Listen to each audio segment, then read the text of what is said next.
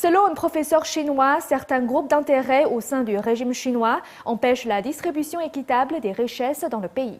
Ce professeur appelle à la réforme du système. D'autres disent que le problème ne pourra pas être résolu tant que les responsables du régime ne seront pas élus et qu'ils ne seront pas forcés à faire preuve de plus de transparence.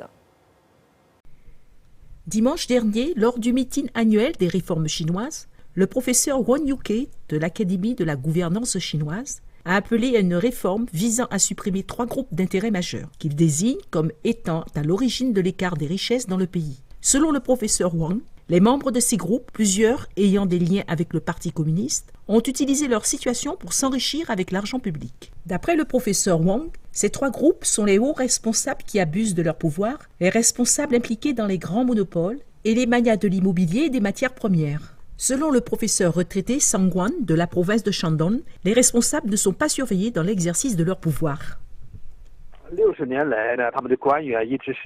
Depuis 60 ans, les responsables communistes ont toujours été nommés. Les représentants du peuple ne servent à rien. Le public n'a aucun pouvoir sur la nomination ou la démission des hauts responsables qui n'ont donc aucune limite. Le pouvoir sans restriction conduit forcément à la corruption. Le professeur Wang Yuke pense que le démantèlement de la structure du pouvoir est la clé pour une distribution plus équitable des richesses du pays.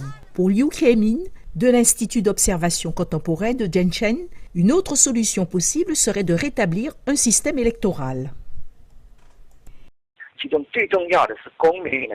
Le plus important est la participation du public dans le processus politique. Cela nécessite une série d'éléments, dont un système électoral. Sans pression venant d'en bas, ces groupes d'intérêt seront intacts.